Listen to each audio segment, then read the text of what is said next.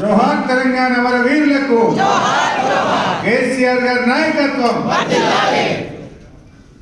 గౌరవనీయులు మన పార్టీ కార్యనిర్వాహక అధ్యక్షులు కేటీఆర్ గారికి, శాసన మండలిలో ప్రతిపక్ష నాయకులు పెద్దలు గౌరవనీయులు మధుసూదనాచారి గారికి, శాసన మండలి వైస్ చైర్మన్ గౌరవనీయులు బండా ప్రకాష్ గారికి, వేదిక మీద ఉన్న మాజీ మంత్రివర్యులు, గౌరవ శాసనసభ్యులు, గౌరవ శాసన మండలి సభ్యులు, పార్టీ సీనియర్ నాయకులు, మాజీ శాసనసభ్యులు, ఉద్యమకారులు, జర్నలిస్టులు అందరికీ పేరు పేరున నమస్కారం.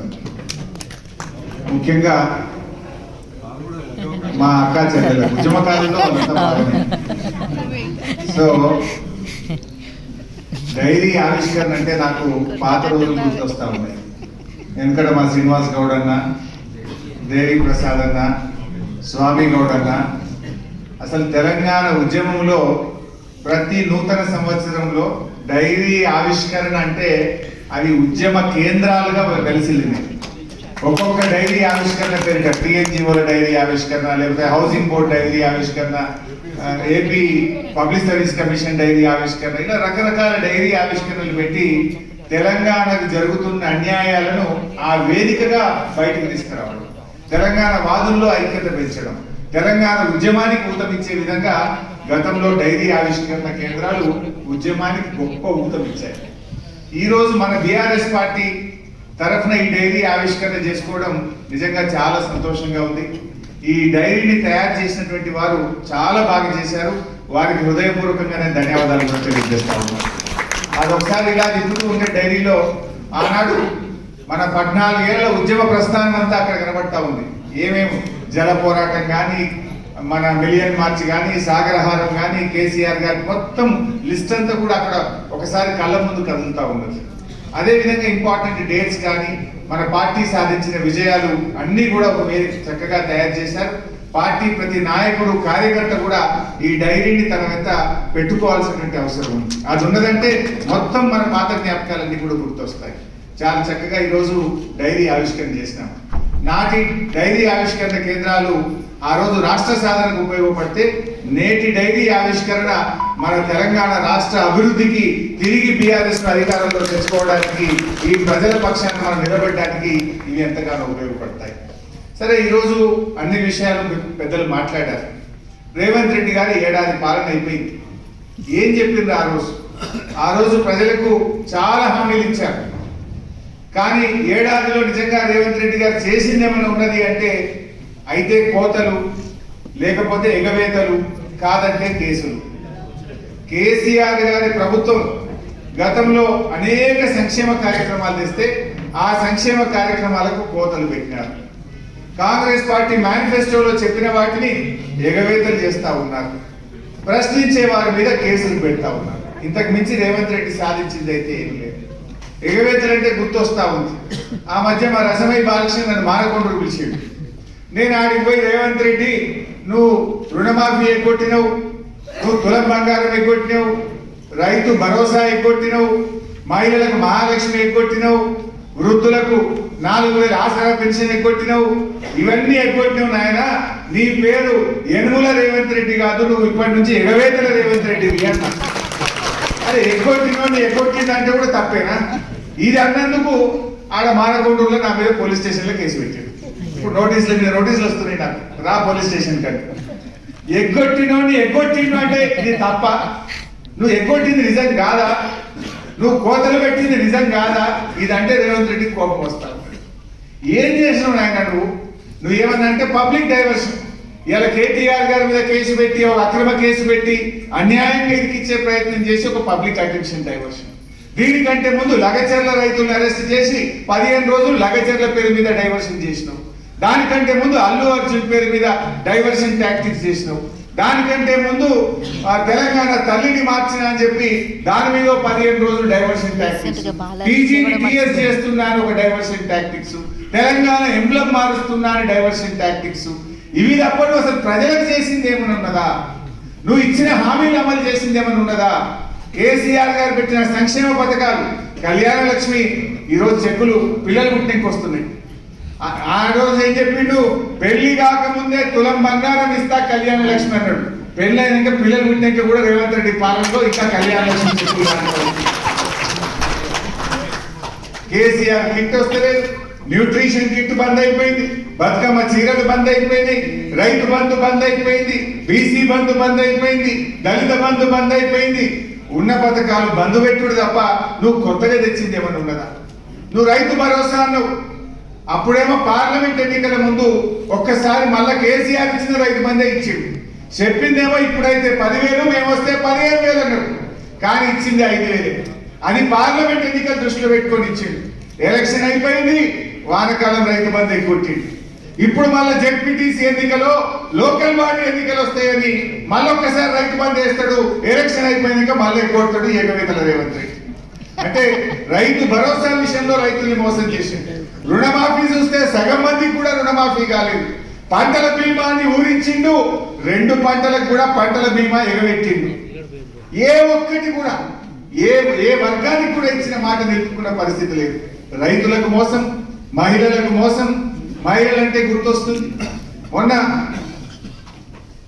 జార్ఖండ్ రాష్ట్రంలో హేమంత్ సోరెన్ గారు కొత్తగా ముఖ్యమంత్రి అయింది.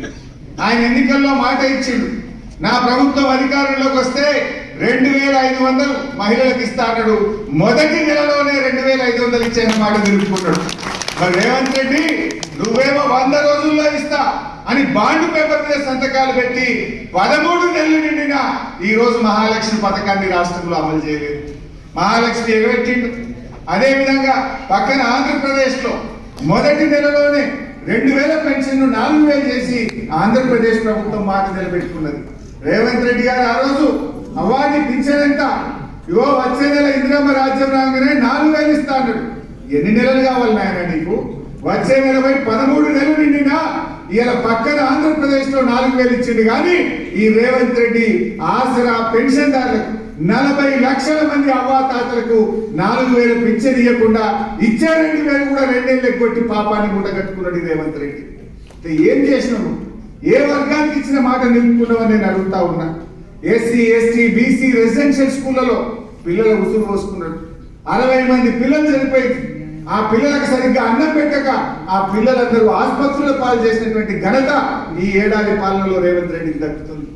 ఈ రకంగా ఎగవేతలు ఒకవైపు చేస్తాము.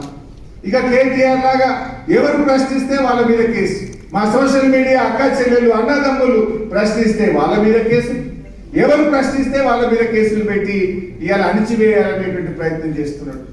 ఏమన్నా సంక్షేమ పథకాలు ఏమైనా ఆయన అంటే డబ్బులు లేవు అంటాడు. కానీ ఈయన ఏం చేస్తుండు? ఈయన భూములకు, ఈయన కుటుంబ సభ్యుల భూముల కాడికి 1,000 కోట్లు ఖర్చు పెట్టి 6 లైన్ రోడ్ వేస్తా ఉన్నాడు కలవకుర్తి దాకా. ఈయన నేను మెట్రో రైల్ 50,000 కోట్లతో మెట్రో రైల్ చేస్తా అంటుండు, ఎలివేటెడ్ కారిడార్స్ కడతా అంటుండు, 1,00,000 కోట్లతో మూసీ ప్రాజెక్టు కడతా అంటుండు. మరి అవ్వాతాతలకు 4,000 పింఛన్ ఏమైందంటే పైసలు లేవంటాడు.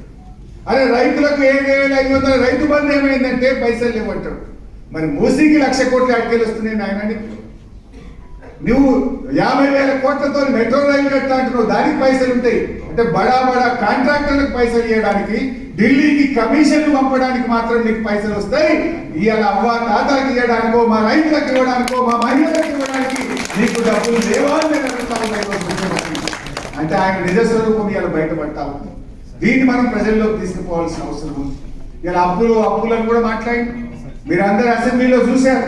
ఈ రేవంత్ రెడ్డి ప్రభుత్వాన్ని అసెంబ్లీలోనే ఒప్పించి మెప్పించి నోరు ముయించిన అప్పుల గురించి 7 లక్షల కోట్లని 8 లక్షల కోట్ల అప్పులంటే నిండు అసెంబ్లీ సాక్షిగా 10 ఏళ్ల బీఆర్ఎస్ పాలనలో బీఆర్ఎస్ ప్రభుత్వం కరోనాతో సహా ఉదయ్ స్కీమ్ తో సహా అన్ని కలిపి చేసిన అప్పు 4,17,000 కోట్లే.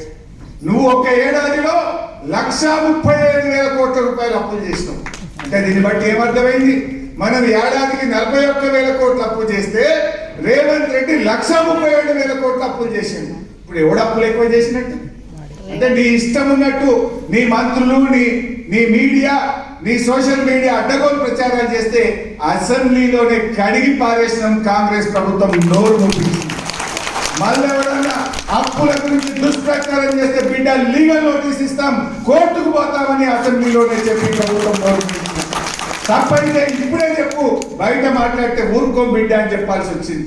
అంటే ఇలా బీఆర్ఎస్ ప్రభుత్వం వరుసగా 2 ఏళ్లు కరోనా ఉన్న ఉదయ అప్పులు కేంద్ర ప్రభుత్వం బలవంతంగా మన మీద రుద్దినా మన ప్రభుత్వం ఏడాదికి 41,000 కోట్ల అప్పు చేస్తే రేవంత్ రెడ్డి ఒక్క సంవత్సరంలో 1,40,000 కోట్ల రూపాయలు అప్పు చేసిండు. ఇప్పుడు ఎవడన్నా ఆయన ఎక్కువ చేసి మేం చేసిన దాంట్లో కాళేశ్వరం కట్టినాం, పాలమూరు కట్టినాం, చెరువులు బాగా చేసినాం, జిల్లాతో మెడికల్ కాలేజీ కట్టినాం, కలెక్టరేట్లు కట్టినాం, గురుకుల పాఠశాలలకు పక్కా భవనాలు కట్టినాం, మేము ఇంటింటికి నల్లా పెట్టి నీళ్లు తాగించినాం, నిరంతరాయ విద్యుత్తునిచ్చినాం. మేము 40,000 కోట్లు చేస్తే ఇన్ని అభివృద్ధి కార్యక్రమాలు చేసినాం. నువ్వు 1,40,000 కోట్లు ఒక్క ఏడాదిలో చేసి నువ్వు చేసిన పని ఒక్కటన్నా ఉన్నదా అని అడుగుతున్నావు. బీఆర్ఎస్ కట్టిన ఫ్లైఓవర్లకు ఇబ్బంది కత్తిరిస్తున్నావు, బీఆర్ఎస్ కట్టిన భవనాలకు పైన ఇబ్బంది కత్తిరిస్తున్నావు, బీఆర్ఎస్ కట్టిన ప్రాజెక్టులకు ఇబ్బంది కత్తిరించినావు తప్ప నీ ఏడాదిలో ఒక్క పనన్న చేసినవా రేవంత్ రెడ్డి అని నేను అడుగుతావు. ఈ మాటనే కదా మన కేటీఆర్ గారు అడిగింది. ఈ ఒక్క మాట అడిగినందుకే కదా నువ్వు ఇలా అక్రమ కేసులు పెట్టే ప్రయత్నం చేస్తున్నావు. ఇలా మనమందరం ఇలా బీఆర్ఎస్ పార్టీలో ఏ కార్యకర్తకు ఇబ్బంది వచ్చినా పార్టీ అండగా నిలబడ్డది. లగచర్లలో రైతుల కోసం గిరిజన రైతులకు బేడీ వేస్తే కేటీఆర్ గారు పర్సనల్ గా తన కుటుంబ సభ్యుడు అరెస్ట్ అయితే ఏ రకంగా పనిచేస్తారో లగచర్ల గిరిజన రైతుల కోసం కేటీఆర్ గారు అంత కష్టపడ్డారు. వారి బెయిల్ కోసం, వారిని విడుదల చేయడం కోసం వారి కుటుంబ సభ్యులను కూడా 3 సార్లు కలిసి ధైర్యాన్ని ఇచ్చి ఆ కుటుంబాలకు కూడా అండగా నిలబడి వాళ్ళను జైలు నుంచి గౌరవంగా బయటకు తేవడంలో ఒక పార్టీ వర్కింగ్ ప్రెసిడెంట్ గా ఆయన కృషి చేశారు. ఆ రకంగా పార్టీలో ఏ కార్యకర్తకు, ఏ సోషల్ మీడియా యాక్టివిస్ట్ కు, ఏ ఉద్యమకారుడికి, ఏ పార్టీ నాయకుడికి మన కౌశిక్ రెడ్డి మీద ఇంటి మీద దాడి జరిగినా పార్టీ మొత్తం అందరికీ ఆ కార్యకర్తలకు, ఆ నాయకులకు అండగా నిలబడ్డది. నేను ఇప్పుడు చెప్తున్నా, కేటీఆర్ గారు కూడా ఒక కార్యకర్తనే, కేటీఆర్ గారు కూడా పార్టీలో ఒక ఉద్యమకారుడే. ఇలా ఆయనకు ఆపద వస్తే కూడా మొత్తం పార్టీ కూడా వారికి అండగా నిలబడుతుంది. ఏ రకంగా ఒక నాయకుడి కోసం, ఒక కార్యకర్తకు ఇబ్బంది వస్తే నిలబడ్డమో ఇలా కేటీఆర్ గారి మీద పెట్టిన కేసు ఆయన మీద పెట్టిన కేసు కాదు, ప్రశ్నించే గొంతు మీద పెట్టిన కేసు, ఉద్యమకారుల మీద పెట్టిన కేసు. ఆయన గ్రాఫ్ పడిపోతుంది కనుక, రేవంత్ రెడ్డి ప్రభుత్వం రోజు రోజుకు దిగజారిపోతుంది కనుక ఇలాంటి కేసులు పెట్టి ప్రజల దృష్టి మరల్చాలనే ఒక కుట్రలో భాగంగానే కేటీఆర్ మీద కేసు తప్ప ఇది వ్యక్తిగతంగా ఆయన చేసిన తప్పు కాదు, నేరం అంతకంటే కాదు. ఈ రాష్ట్ర ఇమేజ్ పెంచడానికి, రాష్ట్ర ప్రతిష్ట పెంచడానికి, రాష్ట్ర గౌరవం పెంచడానికి ఆయన పనిచేస్తే ఒక అక్రమ కేసు పెట్టేటువంటి ప్రయత్నం చేస్తున్నాం. ఎట్లయితే కేటీఆర్ గారు బీఆర్ఎస్ పార్టీ ప్రతి నాయకుడికి, కార్యకర్తకు ఆపదొస్తే నిలబడ్డదో యావత్ బీఆర్ఎస్ పార్టీ ఈ రోజు మానసికంగా, ధైర్యంగా కేసీఆర్ కు పూర్తిగా అడ్డదండగా ఉంటాం. ఎవరు కూడా భయపడే ప్రశ్న లేదు.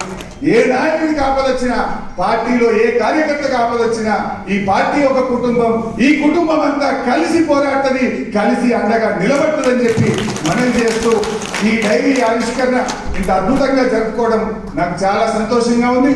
ఈ డైరీ కూడా ప్రింట్ చేసి ప్రతి నియోజకవర్గానికి 1000 డైరీలు మన ముఖ్య నాయకులకు, కార్యకర్తలకు కూడా పంపిస్తాం.